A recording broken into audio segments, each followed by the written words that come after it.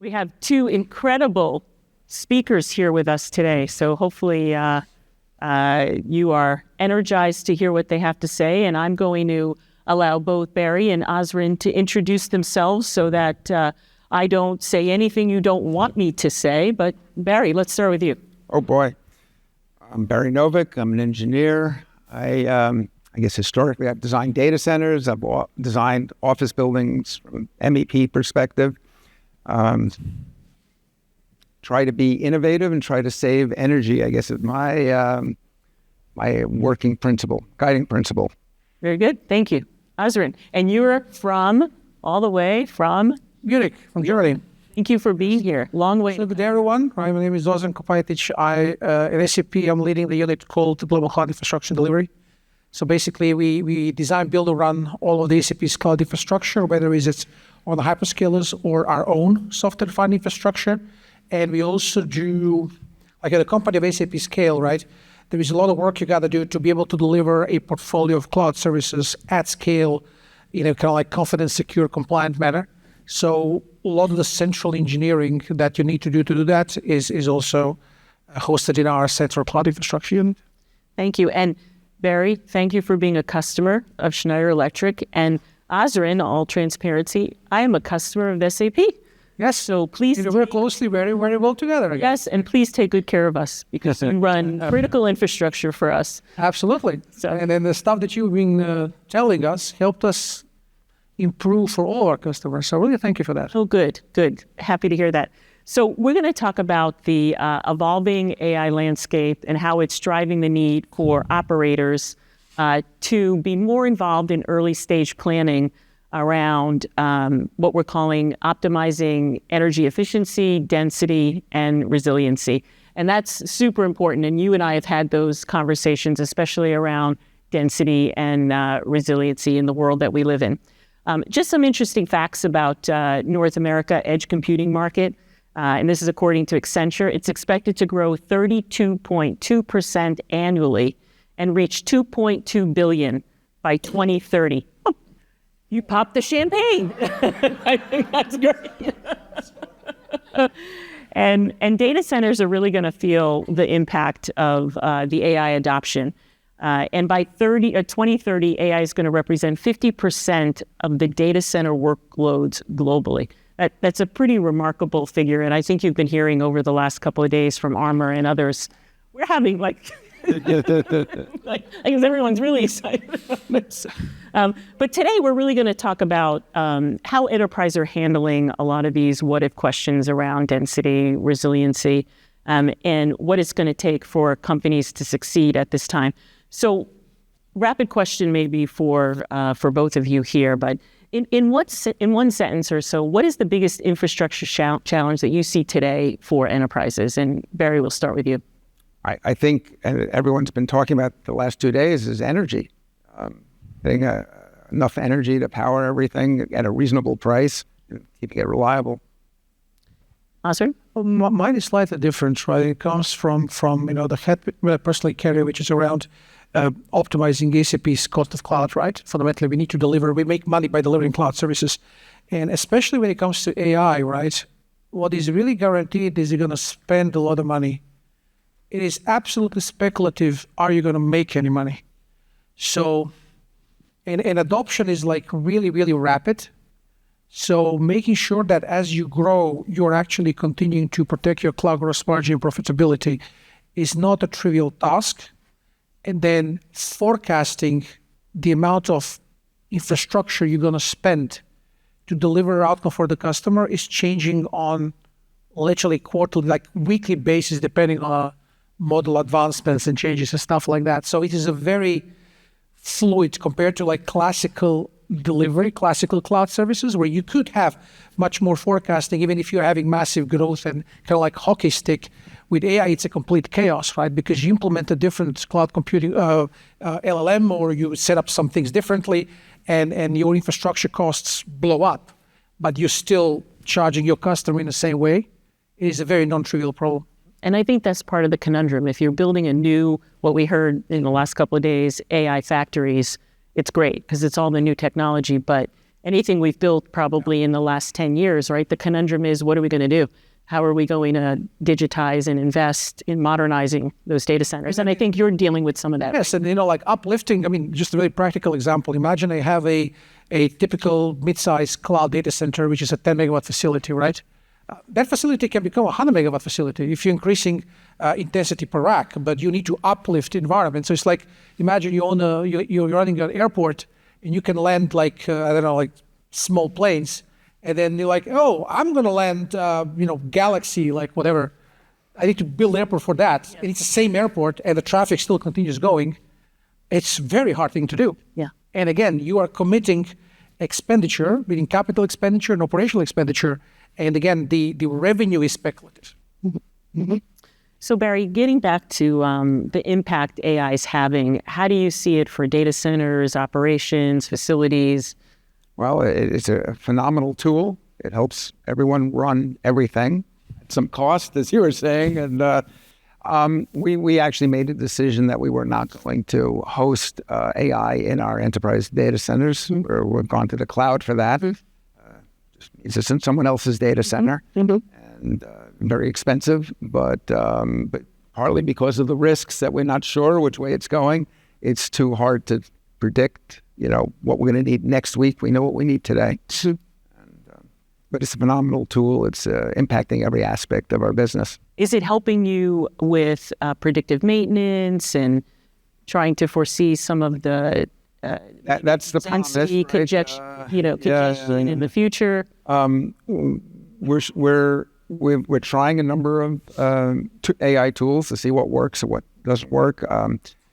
Machine learning, wouldn't call it AI per se, but it's helped us optimize the operation of our plants, tremendous energy savings. We were hoping, of course, we designed a lot during COVID when we didn't understand how our buildings were going to be used, and we were looking to try to have a tool to optimize. As we've reverted back to normal, the need for that problem being solved has gone away. Mm-hmm. And so what do you see as some of the biggest challenges, and if there's operators in this room may have when they're integrating AI workloads into hybrid IT environments? And Osrin, that might be a question for you too. I mean, when it comes to this hybrid aspect, right, we talked about it a bit last week, so I'm going to double down on that one, right? So fundamentally, the way we are sourcing AI, sourcing the LLMs, right, we have basically two principles. One is we are running on top of SaaS AIs. That's your Claude, your OpenAI, your Gemini, right? And then we also run our own LLMs. Usually it's open weight models, like Mistral is the biggest partnership you're having, but we're also doing, Alibaba Quens and stuff like that. And we run them in our data centers when in cases where you have to kind of like control the data, also sovereign environments. What we are seeing kind of like happening, and this is something which we're actually discussing quite actively in this hybrid context, is it all depends. Like the only way LLM can deliver data to you, value to you, if you're using this massive brain and you augment it with your data. Mm-hmm. And the more high quality the data is, and in case of businesses, the more special or secret the data is, the more powerful the outcome is going to be. The problem is the leakage, right? Every time I'm running an inference against, let's say, OpenAI, ChatGPT, to deliver a result for my business, and I feed it with the data which is, proprietary, is it customer or something, that brain is going to learn about this data every single time I do the inference. And if I do inference enough times, you create enough of the leakage that you are maybe removing your competitive advantage. And that is a bit of a difficult thing. We see how the future is going to go, right? Will the open weight models keep being competitive? They seem they will, but that heavily determines how we are tackling that sourcing, control of data, making sure we stay in control of what we consider to be, let's call it, crown jewels, mm-hmm. And that determines a lot how the approach is sourcing. Do you support both private and public cloud for your customers? Yes, we have everything. You have everything. You have all of those, and especially in the context of the private clouds, because they kind of like run in more closed boxes or sovereign environments, projecting AI capability in those environments is technically more difficult.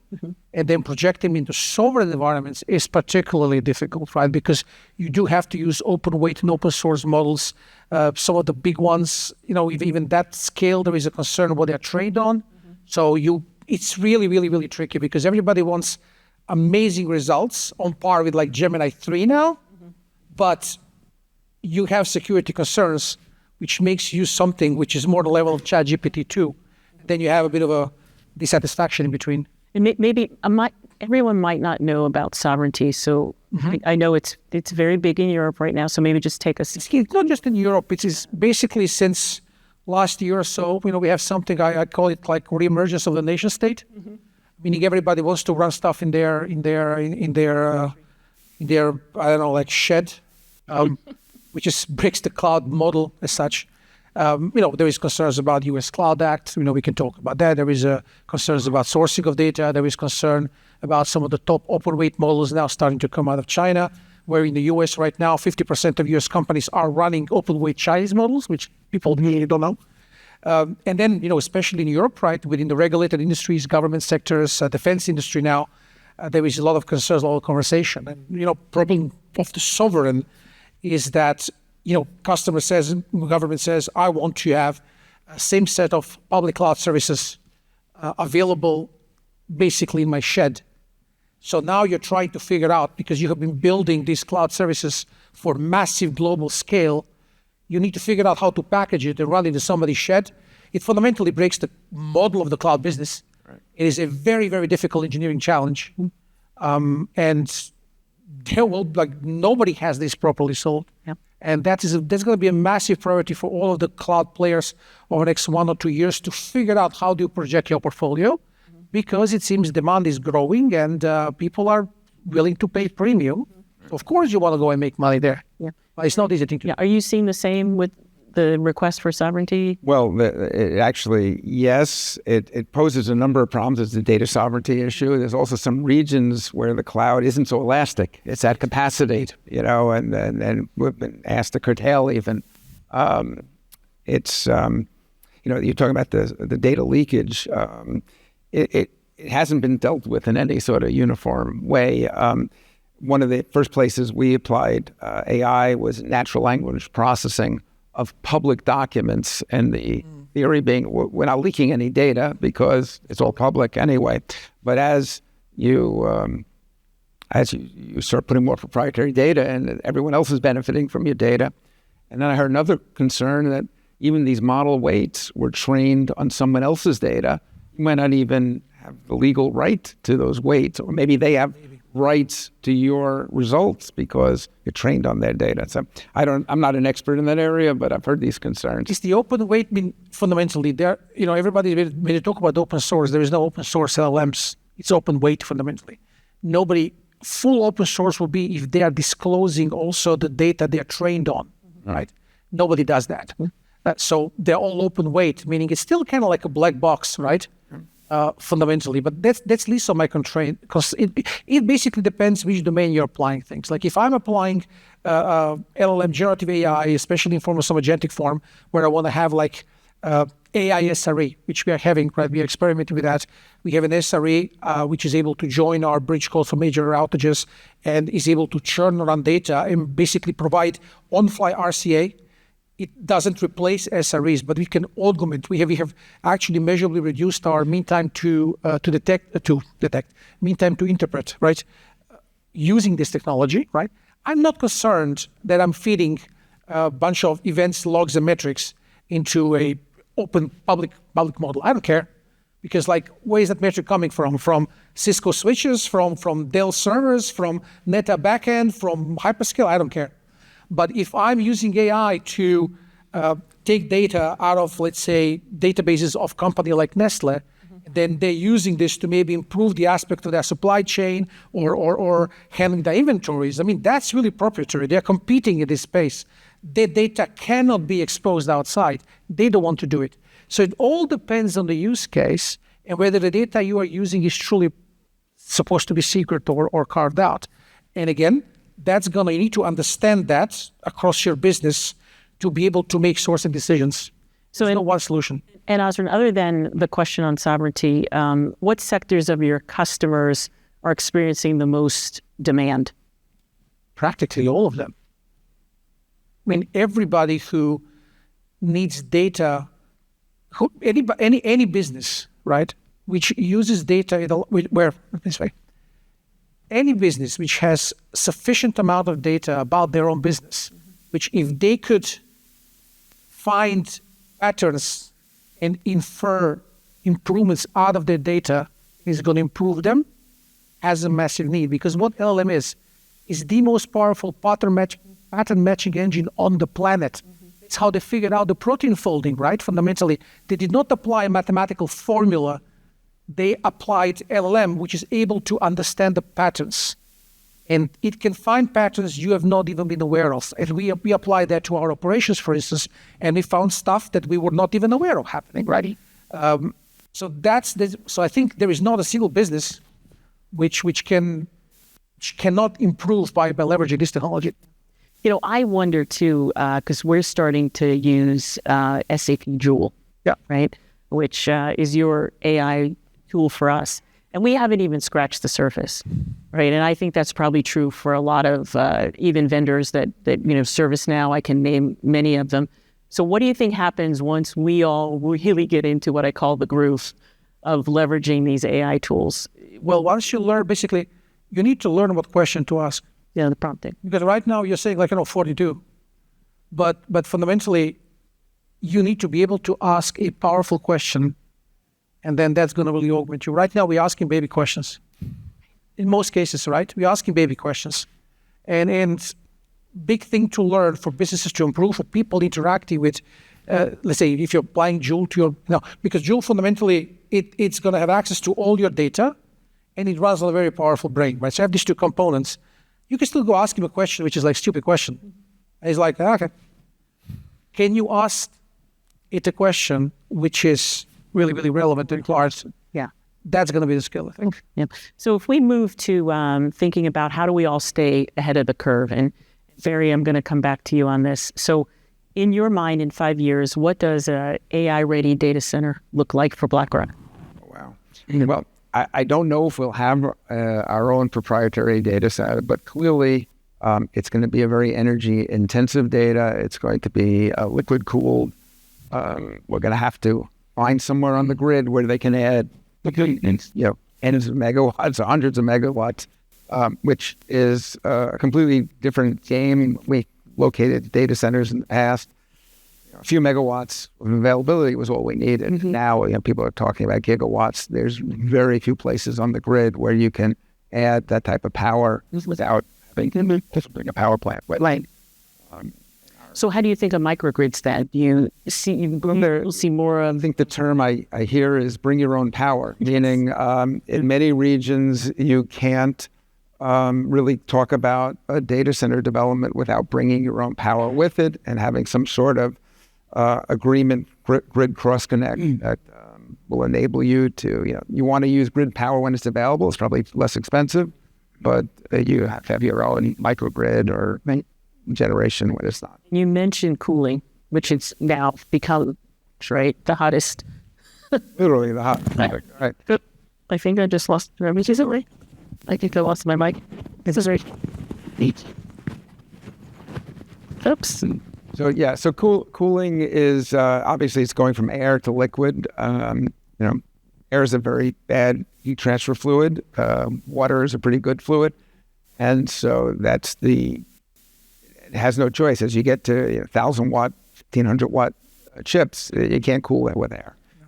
So it changes the design of the data center. It makes the power generation and the cooling section much larger than the IT section. I think we heard this megawatt rack, an individual rack, 24-inch wide rack, but an individual rack exceeding a megawatt, they say by 2028 or something like that. That's mind-boggling. And it's tomorrow. Tomorrow, right? That's a smelter. Yeah. But clearly, the constraint is on how much power we can build. JP was talking about need 280 gigawatts of power to be added to the U.S. grid in, he said, 3 years. It's a mind-boggling number because our grid has been relatively stable for the last 10 years. And this few years ago, it started ramping up. We haven't built S-scale power plants at this level before. I think that's going to be the throttling device. You can buy chips, you can buy equipment. There's no shortage of money to finance these things. One of the developers was saying, money is falling from the sky. You can't turn it on, right? And until we... Right. We've also learned it's labor as well, right? Oh, yeah, shortage of the skilled labor. Right. Everyone is noticing that in every aspect of the skilled trades. Really taxed, yeah. And Osrin, as we think about, staying ahead of the curve for SAP, what are you doing about that? Because you're also on a mission as a company to move as many customers as you can to the public cloud. Yes. So that means I am, looking for you to build data centers. So, first of all, the way we source our required infrastructure, right? We source about 85% from the hyperscalers, right? The rest we build ourselves, right? And it's not a trivial problem, right? I'll give you an example. We run at scale in Saudi Arabia, right? And we are running on GCP there. And I cannot explain you how difficult conversations we're having at Google about bringing TPUs to Saudi Arabia. Because we go meet with KSA government and they're like, I want this tomorrow. You go to Google, they're like, don't know.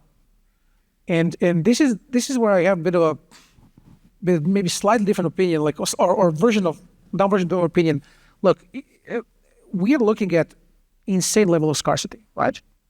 And when you impose scarcity on people, they get to be innovative. There's a reason, if you look at right now, the way Chinese are approaching the build of the models is how can I run something which is awesome with as least inference power required, right? Why? Because fundamentally the US put a foot down on high-end GPUs, right? In a Western world, right, there is no way we're going to make the gap with the power. Not in the US, not in Germany. I mean, like, we cannot build nuclear reactors at this scale, right? And so it's going to take a long time. It's going to create a level of scarcity. And when you are facing scarcity, you start being creative. And I do believe that you will soon see shifting of the R&D priority in the top labs and development organizations to figure out the way how to achieve superior results with less. That's what people do when they don't have resources, right? So it could be awesome because it might reduce the amount of heat that you're having, because right now this is completely illogical. I just want to add something to your point. 100% agree. And what the Chinese DeepSeek project proved is you can solve an awful lot of problems with a much smaller model, a much more energy efficient model. And just like I don't have a supercomputer sitting under my desk because I don't need it to just do my normal things. No.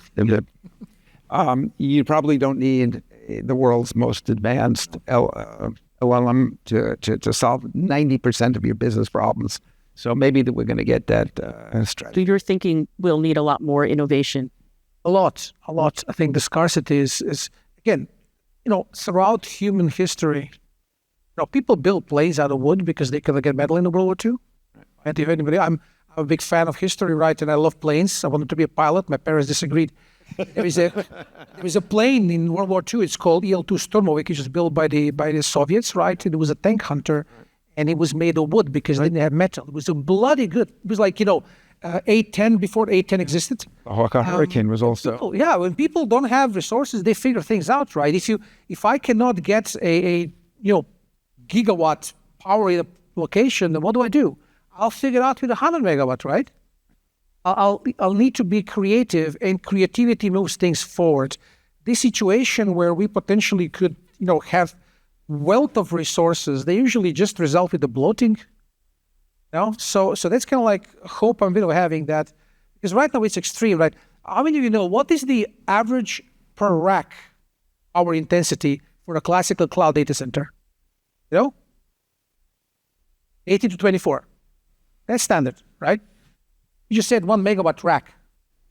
1 megawatt rack. Yep. 1,000 kilo. Like, what the hell? Oh. With what do I cool it? Like, do I put it do I put it in the orbit? Like, because it's like zero fire, like what? I mean, this power dissipation requirements on that thing is I just don't know. Like, we talked with NVIDIA and they showed us the demos and I was laughing. I was like, this is, we're living in a crazy world. It's the best time, for somebody like me. This is the best time to be in this business, but it's awesome. But it's mind-boggling, right? How much power, how much heat you have to remove from the rack. Then you feel the rack, and then you're like, just like, you feel the data center with the rack. Right. So you're agreeing with your parents' decision not to be a pilot? Oh no, I always wanted, I always wanted to be Tom Cruise. So. I saw Top Gun when I was like 12, 13, and that was it. Sorry, Barry, you wanted to... No, I mean, but to your point, you think about a standard data center building block, the 2.5 megawatt generator lineup, right? Yeah. Imagine that powering 2 racks. Yes. It's mind-boggling. I'll give you another one. Yeah. So I did a thing with our executive board because we were discussing, we have a data centers close to our corporate headquarters. We call them German region. And we run them for sovereign purposes and stuff like that. Like we run, the Rheinmetall, the biggest weapons manufacturer in Germany, stuff like that. And we were debating this thing, right? And then we were saying like, okay, so this building, how will we make this from being in 10 megawatt data center or 100 megawatt data center? So like, explaining, well, these racks and so on. And then I basically, the way I kill the whole thing, I was like, check this out. Right now I have, I think 16 power generators, like big generators, like diesel generator, 16 I have, 10 megawatts, right? And I'm keeping a diesel fuel under my data center, roughly, to run it for a week. That's a standard. I get 100 megawatts. So 160 generators, and how much diesel? And then I have to negotiate a contract with the oil supplier, basically, because, it's a supply chain, folks, right? That's right. So everything goes up. It actually doesn't scale up. We were talking to our hyperscaler friends, and they were talking about they only want to use natural gas as their backup. I was like, well, diesel is less money, but they said the logistics of using that much, there's not enough oil tanker trucks in America to resupply. I need to push the pipeline basically to my... That's right. I mean, I have 3 data centers in region. This is only one. So Oscar, getting back to you, you build your own data centers and you also use hyperscalers. So how do you make that decision which way to go? And will AI, make you... Basically, sovereignty is a big angle right now, right? It's also regional availability, right? That's a big angle. So in some places you have only one hyperscaler, custom preferences, so combination of that, right? And then you make a decision how you source it and then where you deploy it. Like I would never go and build our data centers, I don't know, like in, example is like in the US, right? I mean, we do have some, but fundamentally I don't need them, right? Because in US I can run on hyperscalers, there is enough regions, but then you go to some places in Europe and it doesn't work, or you go to Middle East, for instance, and, it doesn't work. So that's how we kind of do it. The problem with the hyperscalers right now, quite frankly, is that they cannot provide the number of the GPUs in many, many regions. Like I can get them in the US. I just told example of Saudi Arabia. There's just one example. So if I have a portfolio, you talked about Joule, right? We are betting a lot on Joule. We are kind of like rebuilding entire SAP stack around Joule, right? I cannot project my cloud portfolio then, the latest capabilities of my cloud portfolio to the customers in Saudi Arabia because I cannot achieve local inference. And they don't want to have inference in Dubai or, I don't know, in Germany. They want a local inference in the country. And that's for companies which are building on top of the hyperscalers and they are serving customers. And to serve those customers, AI capabilities are critical and they need local inference. It becomes difficult because scarcity. Okay, so does this work? All right, good. So let's shift now to the last segment, which is prioritizing partnerships. And Barry, again, thank you for being a customer of Schneider. But what drove you to that decision, investment, and what's the payoff, the value that you're seeing? That's a good question. We've been partnering with Schneider for many years. It's been going pretty well. And what we were looking for, a supplier that can deliver much of the powertrain, much of the value chain, if you will, without having to be a system integrator ourselves. So, from the utility down to the plug, don't always get there with Schneider, and we don't own that integration. Even at a more strategic level, we're looking for partners who will work with us, will listen to our needs and offer solutions. And even more important than that, will give us their roadmap, and so that we can plan around it, because we're not going to change the direction of Schneider Corp. But if we know where you're going, then we can plan around it and see whether we could utilize it or not. And then the last thing, which is, it sounds so logical, but it's rare, is you'll take our phone call when things don't go well. And that's a tremendous value. There are vendors out there that Teflon when something goes wrong, and something goes wrong with everything at some point. If there's any Schneider people in the room who support BlackRock, I know you and I talked with Peter about this yesterday, but he does want to see the future roadmaps that we have, because as you rightfully said, you're not a competitor, and you value that as part of the partnership, so that you're framing some of your future thinking with ours. And so then, how do you feel the partnerships benefit as you even navigate the regulatory? Are we helpful in that, or is there a different player in the ecosystem to support you in that? Well, that's a good question. We're negotiating now with the resource advisor. But yeah, the regulatory environment in Europe is probably most intense, certainly compared to the U.S., and there's a lot on the sustainability front that we need all the help we can get. Reporting, and it's in terms of, there's a big regulation coming from Europe now called DORA. I'm sure you're dealing with it, and I'm not sure if we've resolved how we're dealing with it. You want to describe what that is? People may not know. What's the acronym? Digital. The acronym is, I just know the effect it's creating.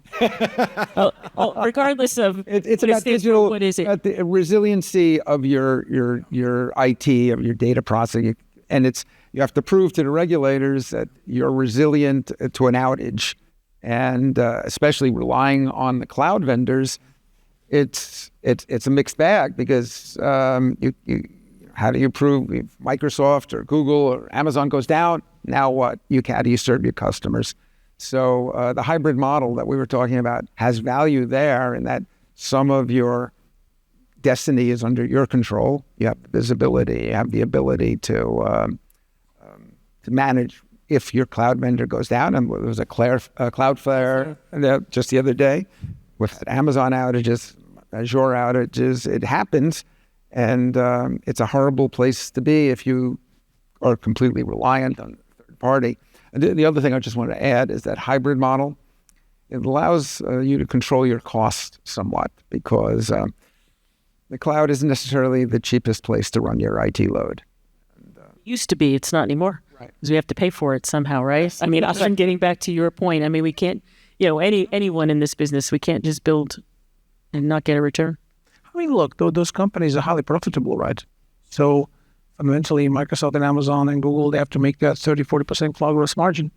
And if you're a mature shop, right, and you're running a big scale and you have a somewhat static workloads, yes, you will be able to run at lower costs away from them. The problem is, I just for disclosure, I spent 10 years at Microsoft and Azure, so I can speak from that side as well. Is there what they are really good at is creating the level of addiction, right? Because, I hook you in I manage a database for you. It's awesome, right? I manage code for you. It's awesome. I manage scale out. I manage front end. So you just you start playing with Legos, right? And then you become very addicted. That's the reason why we run on our own infrastructure still. And SAP runs its own platform. It's called BTP. And we are inflicting pain on our engineering teams, where they have to be able to run both on-premises as well as on hyperscalers, because then for example, we are running our own database services. HANA Cloud is actually a brand. It's not just HANA, it's many things. We run our own managed Kubernetes, right? It's Gartner. So I'm not allowing our developer teams to run on AKS, Azure Kubernetes Service, because no, you're going to run on Gartner. It's more painful, but you retain the level of control. You actually then are able to run your portfolio everywhere, right? And it's depending on your scale. If you're, if I was running my own startup, I don't care, I have other problems. But if you're a big mature entity, you're running at a big scale, you optimize for scale. Yeah. And it is about the ecosystem now, right? And I know you've been dealing with the CrowdStrike issue, but all your customers think it's you, right?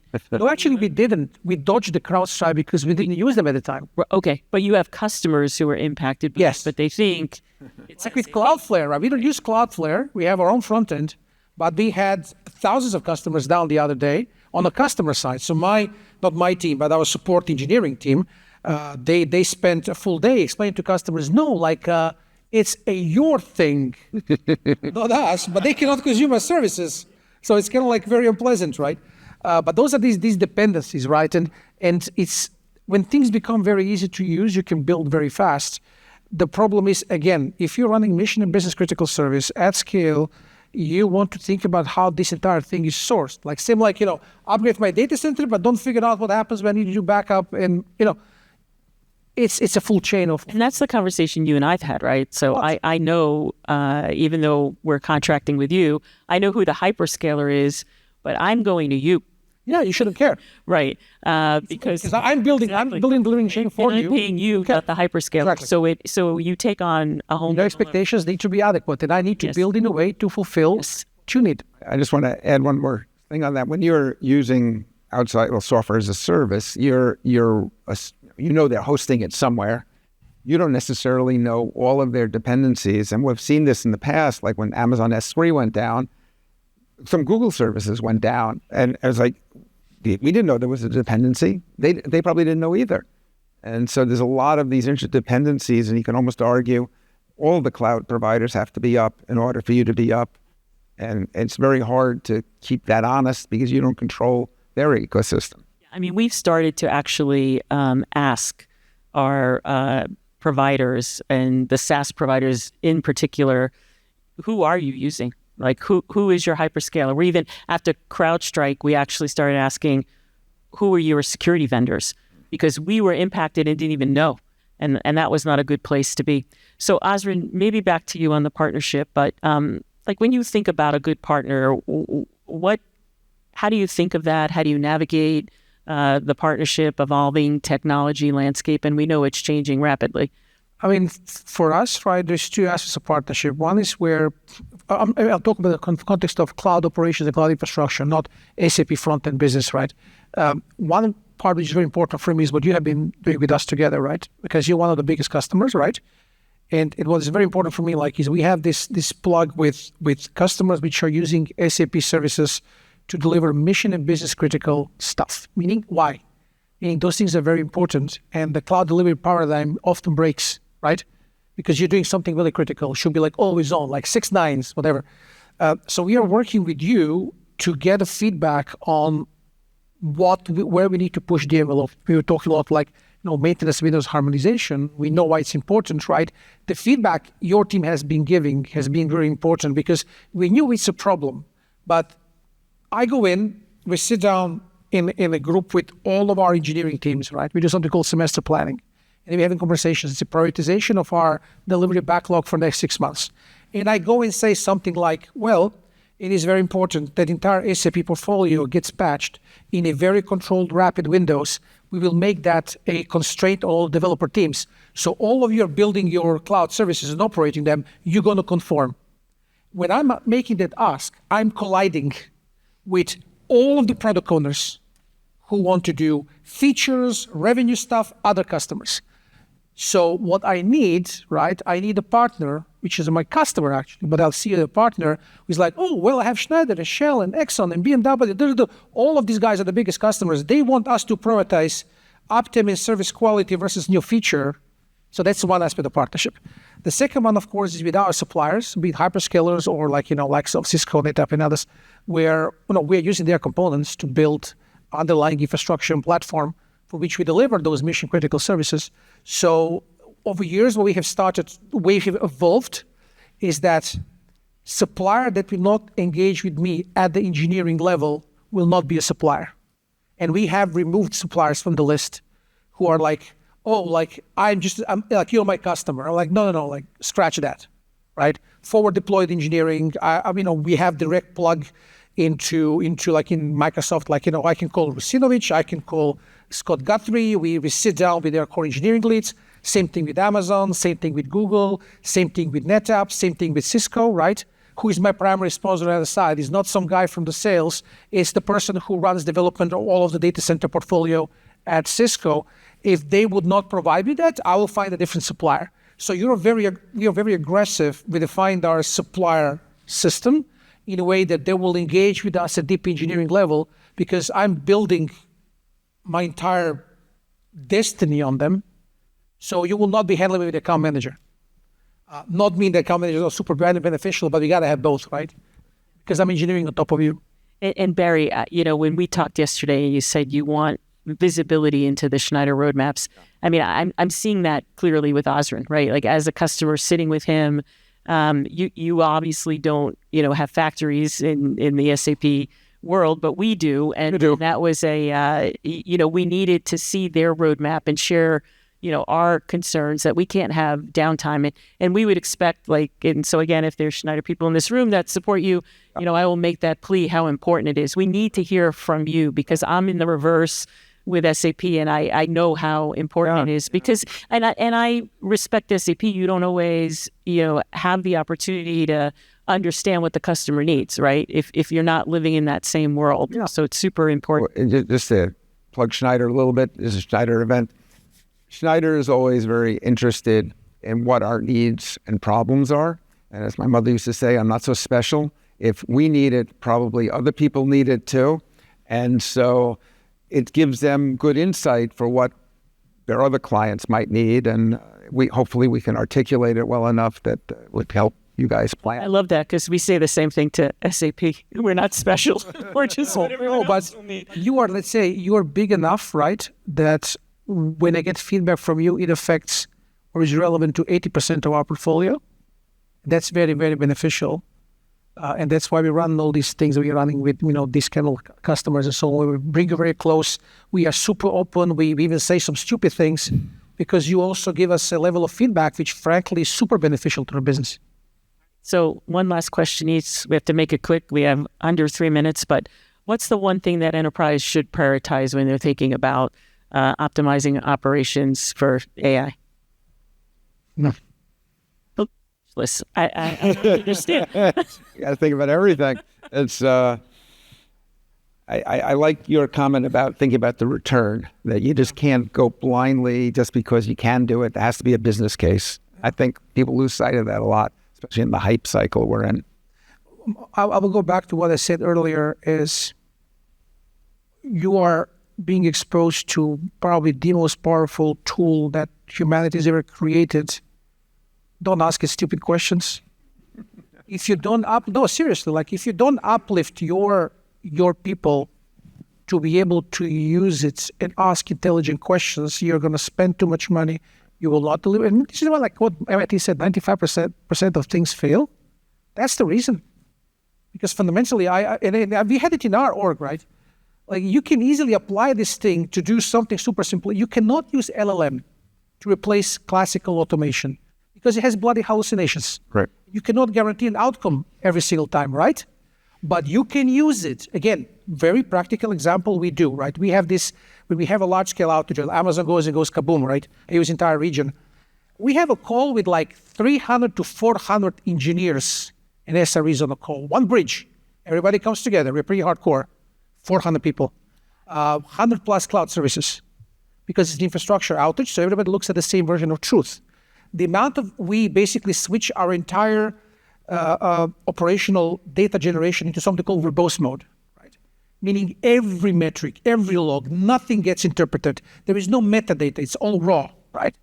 And onto that raw mountain, which is growing every second in terabytes, I'm deploying the biggest brain possible I can, ingesting the data, and asking the question, hey, what's up? Fundamentally, right? And I know it's a very stupid question, but it's a much more sophisticated question than what's up. Okay, I'm saving time. But fundamentally, what it gives you back, it gives you very sophisticated view on your entire post-shoulder portfolio, right? And allows you to massively accelerate restoration of service for the customer. But what I'm doing, I'm applying massive brain, huge amount of data, and I have very sophisticated workforce, SREs communicating with it, right? I'm not treating it as a as a website with a next click. That's, I think, is a challenge everywhere is to figure it out. You apply human intelligence with that one and you get augmentation. I don't think all people are doing it adequately. Well, thank you both very much. I really appreciate you spending time with us. Thank you to all of you for spending time with us here. And if you'd like to join us at the next session, it's in Room Royal 5. And the topic is decarbonizing the digital backbone from mine to megawatt. So look forward to seeing you all there. Thank you very much. I did.